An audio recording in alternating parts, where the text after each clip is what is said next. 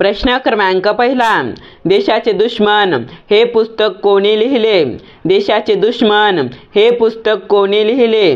तर ऑप्शन क्रमांक 2 योग्य राहील मित्रांनो. आपलं उत्तर दिनकरराव जवळकर यांनी देशाचे दुश्मन हे पुस्तक लिहिले. प्रश्न क्रमांक दुसरा, 2001 ते 2011 यात बौद्ध धर्माची टक्केवारी किती टक्के वाढली? 2001 ते 2011 यात बौद्ध धर्माची टक्केवारी किती टक्के वाढली? तर ऑप्शन क्रमांक 3 योग्य राहील मित्रांनो. आपलं उत्तर 6.1%. 2001 ते 2011 यात बौद्ध धर्माची टक्केवारी वाढली. प्रश्न क्रमांक तिसरा, WWW तयार करणारा शास्त्रज्ञ कोणता? WWW तयार करणारा शास्त्रज्ञ कोणता? तर ऑप्शन क्रमांक 1 योग्य राहील मित्रांनो. आपलं उत्तर टिम बर्नर्स-ली हा शास्त्रज्ञ WWW तयार करणारा शास्त्रज्ञ आहे. प्रश्न क्रमांक चौथा, माहिती अधिकार कलम 15 कशाशी संबंधित आहे? माहिती अधिकार कलम 15 कशाशी संबंधित आहे? तर ऑप्शन क्रमांक 2 योग्य राहील मित्रांनो. आपलं उत्तर राज्य माहिती आयोग स्थापना याच्याशी माहिती अधिकार कलम 15 संबंधित आहे. प्रश्न क्रमांक 5, खालीलपैकी कोणता शब्द पोर्तुगीज आहे? खालीलपैकी कोणता शब्द पोर्तुगीज आहे? तर ऑप्शन क्रमांक 4 योग्य राहील मित्रांनो. आपलं उत्तर कोबी हा शब्द पोर्तुगीज आहे. प्रश्न क्रमांक 6, कांचन या शब्दाला समानार्थी शब्द कोणता? कांचन या शब्दाला समानार्थी शब्द कोणता? तर ऑप्शन क्रमांक 2 योग्य राहील मित्रांनो. आपलं उत्तर सुवर्ण हा शब्द कांचन या शब्दाला समानार्थी शब्द आहे. प्रश्न क्रमांक 7, अननस हा शब्द कोणत्या भाषेतून मराठीत आला आहे?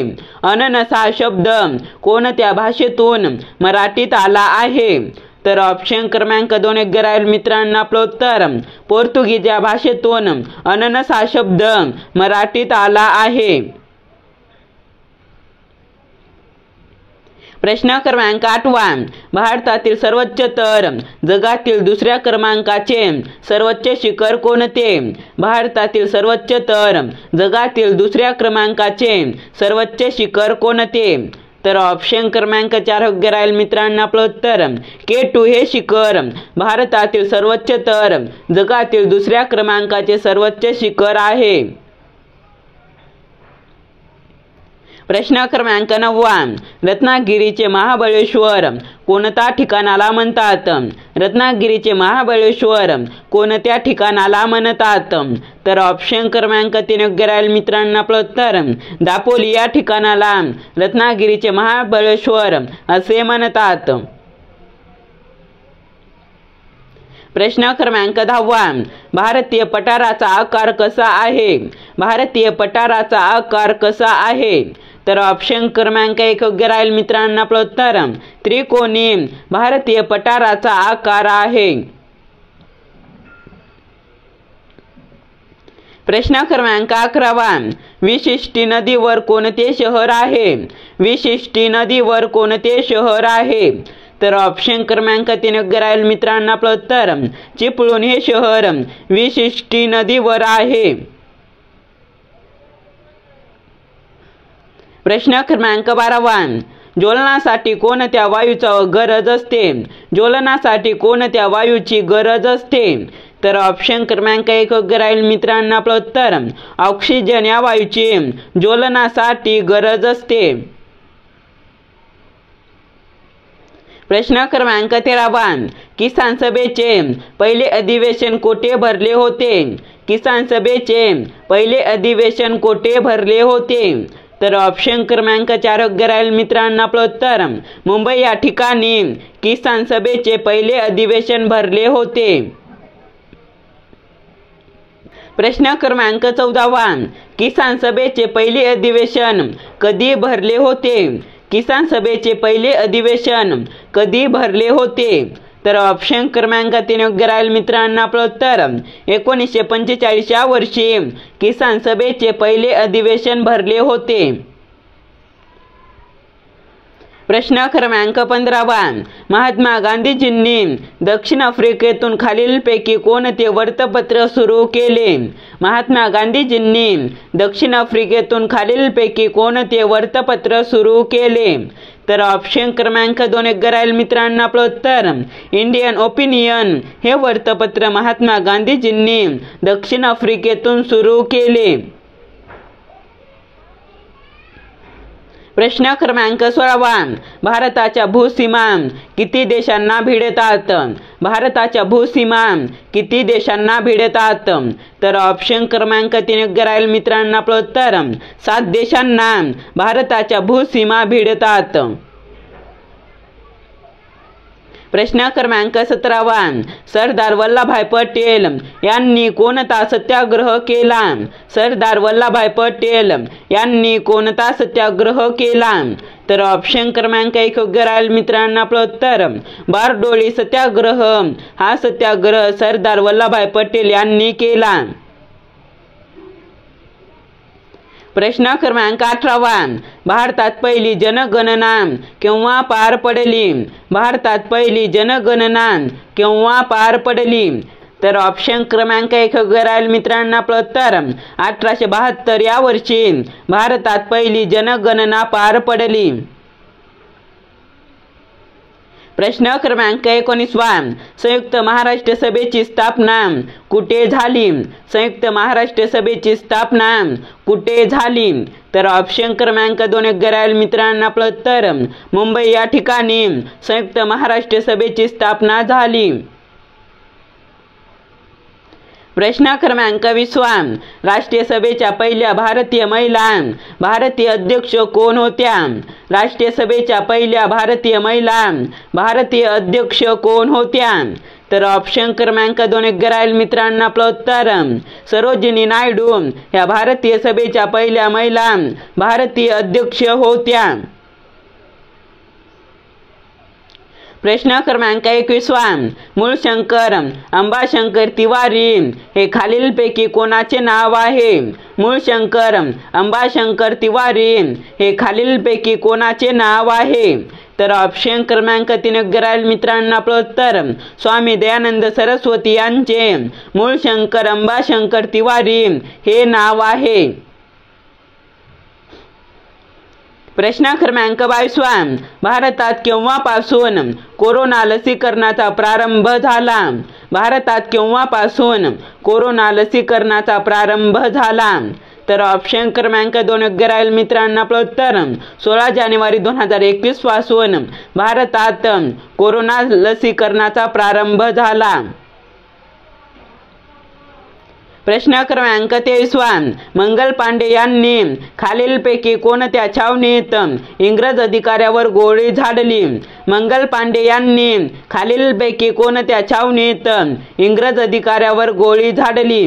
तर ऑप्शन क्रमांक 1 योग्य राहील मित्रांनो आपलं उत्तर. बराकपूर या छावणीत मंगल पांडे यांनी इंग्रज अधिकाऱ्यावर गोळी झाडली.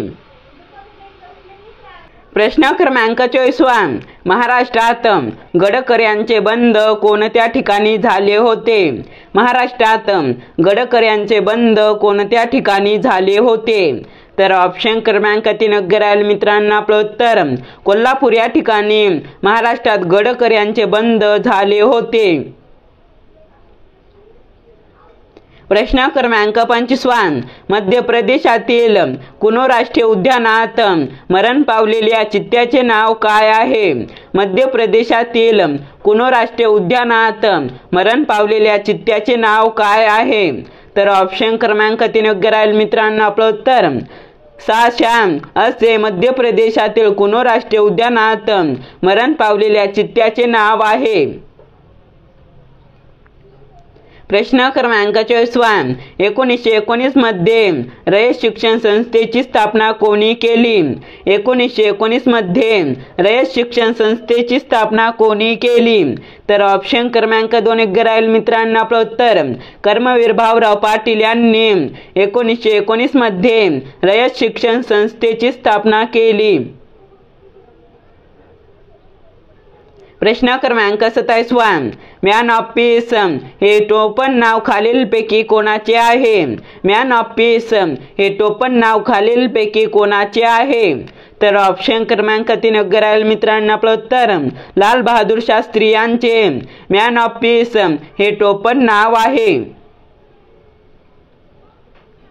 प्रश्न क्रमांक 28.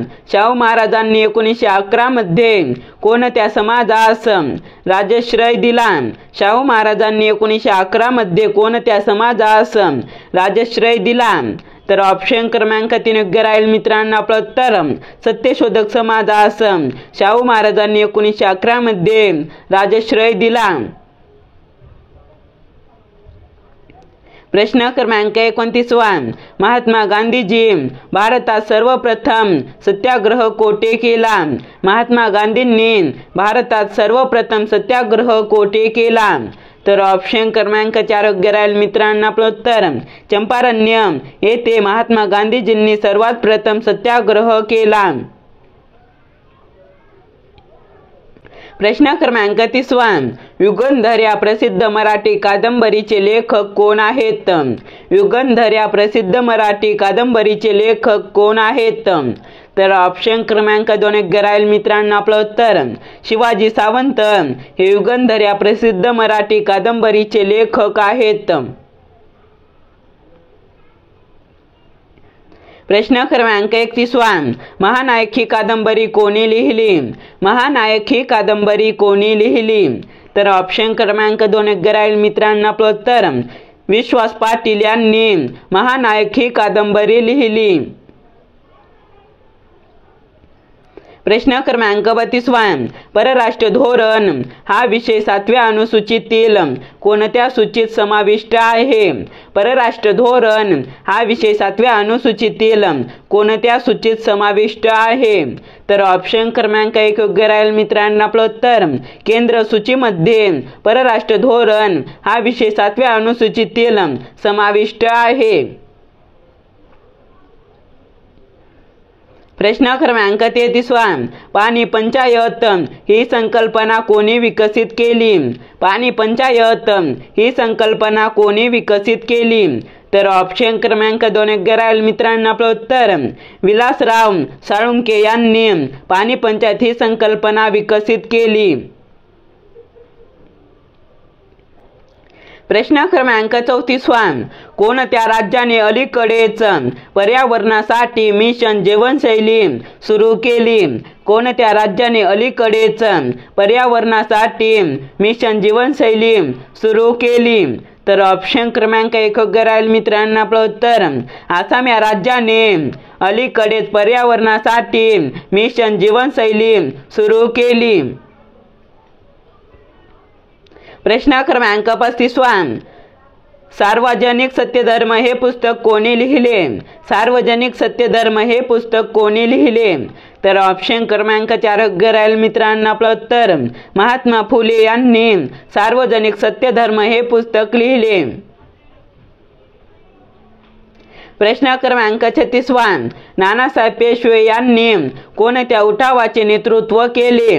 नानासाहेब पेशवे यांनी कोणत्या उठावाचे नेतृत्व केले? तर ऑप्शन क्रमांक 1 योग्य राहील मित्रांनो. आपलं उत्तर कानपूर या उठावाचे नानासाहेब पेशवे यांनी नेतृत्व केले. प्रश्न क्रमांक 37. ब्यारेन ज्वालामुखी कोठे आहे? ब्यारेन ज्वालामुखी कोठे आहे? तर ऑप्शन क्रमांक 4 योग्य राहील मित्रांनो. आपलं उत्तर अंदमान निकोबार येथे ब्यारेन ज्वालामुखी आहे. प्रश्न क्रमांक 38. भारतातील पहिला डिजिटल जिल्हा कोणता? भारतातील पहिला डिजिटल जिल्हा कोणता? तर ऑप्शन क्रमांक 2 योग्य राहील मित्रांनो. आपलं उत्तर नागपूर हा जिल्हा भारतातील पहिला डिजिटल जिल्हा आहे. प्रश्न क्रमांक 39 संसदेचे प्रथम कनिष्ठ सभागृह कोणते? संसदेचे प्रथम कनिष्ठ सभागृह कोणते? तर ऑप्शन क्रमांक 3 राहील मित्रांनो आपलं उत्तर लोकसभा हे संसदेचे प्रथम कनिष्ठ सभागृह आहे.